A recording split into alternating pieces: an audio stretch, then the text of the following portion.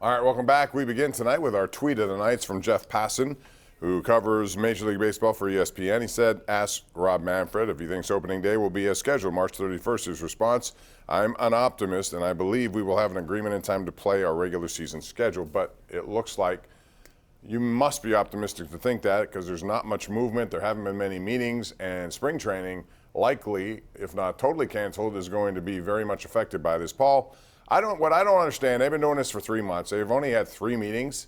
So what is the point of having a lockout? Or, first of all, they should be concerned because I think more people, instead of anger, they're more apathetic toward this situation, and that's certainly not good news. But why in 3 months have there only been 3 meetings?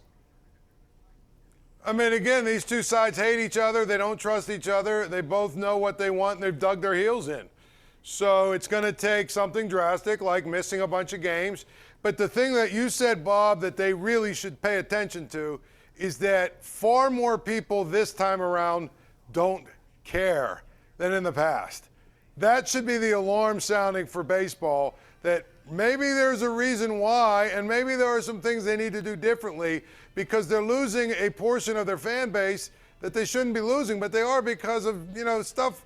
If you're not going to come back with a system that actually fixes what is wrong with baseball's economics, most people in towns like this are going to say, why should I continue to care about baseball when, the team that I cheer for has 0 chance of winning? Right. So they've got to address that, and guess what? They don't want to address it, Bob, and that's why it's probably going to go into the season until, basically both sides give up whatever little thing they want to give up to get a deal done. But if they're just little small things given up, I'd rather them just, owners play hardball then.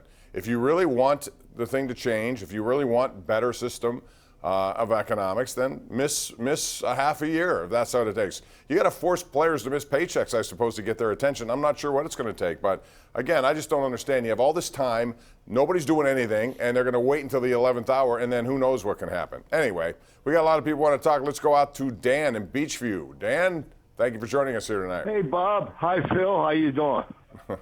Go ahead. Hey, Bob, I got a question for you. Did you get my answer last night? I said 4 teams never made it to the Super Bowl. Yeah, we did. Okay. And then I told you I'm taking Cincinnati on the money line for $2,000. Good for you. I hope you win. Yeah, thank you. All right. So, Paul, would you like that bet? The money line for $2,000? I heard an interesting stat tonight, and two stats. Number one, teams that have been favored by 4 or less, teams that have been underdogs by more than 4 points, which right now it's 4.5. They're 8-2 against the spread in the last 10 Super Bowls. And then the other one is let me say it again real quick.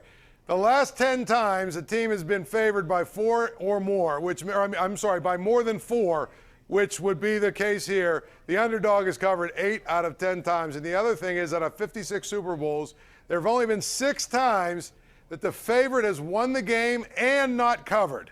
So think about that. If you're going to take the Rams, you might as well take the 4.5 and not the money line. You might as well take the 4.5 because more likely than not, they're going to cover it.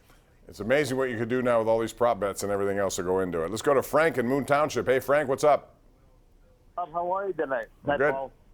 I just want to. I agree with Paul. I think first of all, it's Chinese New Year. It's the year of the tiger, so that's a big thing to think about. But also, it was so nice to see Cooper Kupp win the MVP, the Best Offensive Player of the Year award. He deserved it more than anybody on their league, and of course, Watt did also. But it's nice that they used that they they gave the award to a non-quarterback. I thought it was a well-deserved award to him tonight. Well, that's not the MVP you're talking about, right? They haven't given that award yet. I think they wait until the end. That should be coming up soon. So if you're talking about Offensive Player of the Year, yeah, I mean, that would be it. But as far as MVP, that's a whole different discussion, right? I would think that it's going to be Aaron Rodgers. He was the Offensive Player of the Year. Okay. So MVP, though, who do you think? No, I mean, I would agree with you. I think it's going to be Rodgers, but it's on right behind me. I just can't see because I don't have eyes in the back of my head. Me too, although many people think you do, Paul. All right, let's go out to Fred in North Huntington. What's up, Fred? How are you?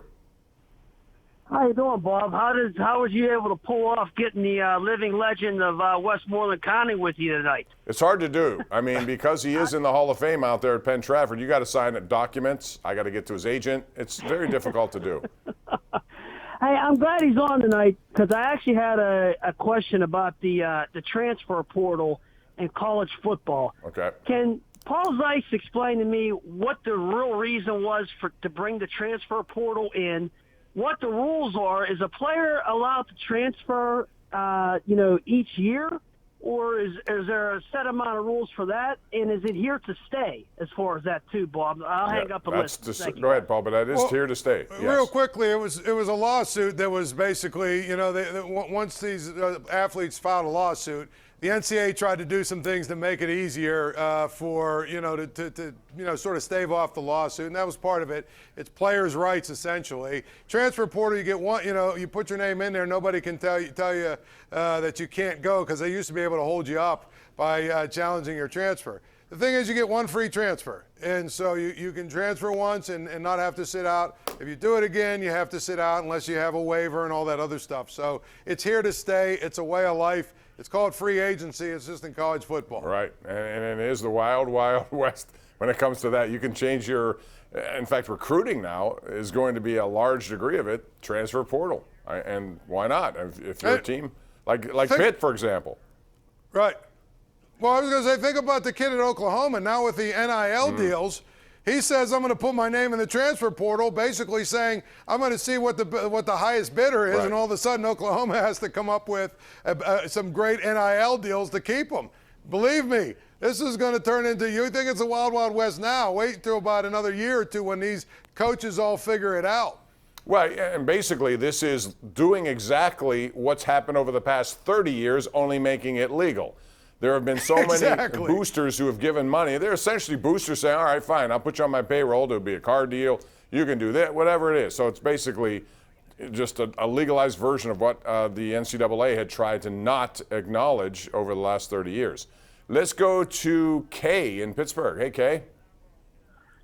Yeah, Bob, great show. I had a question. Is Aaron Donald the greatest defensive lineman in NFL history with his 3 defensive MVPs and a runner-up over Reggie White and Warren Sapp? He still has a long way to go, but yeah, he's trending there. There are a lot of great ones there, but I would say right now that he's going to end up being that guy. By the way, Aaron Rodgers did win the MVP, Paul. But Donald, it's funny, Pitt, despite not winning national championships since 1976, they have turned out some unbelievable Hall of Fame quality talent. And you can ask yourself, who's the most prominent of all those people? And it's a tough discussion. Well, Aaron Donald certainly won probably the most and the biggest and most prestigious awards, right, of all those guys. I mean, Revis and Larry Fitz and those guys, they were all great, great players and whatnot. But you look at what Aaron Donald won his senior year in college. He basically won every major award except for the Heisman, and now he's won Defensive Player of the Year award. So how many times?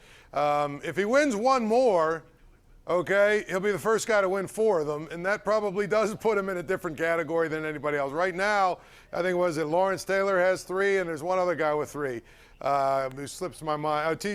J.J. Watt. So essentially, he's at the top of the list, and if he gets one more, that puts him in a category by himself. All right, we'll take one tweet before we go to break. Drew Kane says, hey guys, has Casey DeSmith figured it out, or do you think the Penguins still need a backup goalie? Well, there's a lot of time. My answer to that real quick, Paul, and I'll give you a chance here, 30 seconds. My answer to that is if he continues to do this, as they get closer to the trade deadline, it would lessen the need, I think. However, there's still a month or 5 weeks left before that happens, so it's still up in the air to me. Right, exactly. I mean, he could go out his next 4 starts or whatever and not play very well. I think they've got time, but he's on the right track, that's for sure. I mean, when you're playing for your job, so far he's been playing for his job. These last 2 starts, he's been pretty good. We're due for a break. We'll take it right now as we continue with the Ireland Contracting Nightly Sports Call. Don't go away.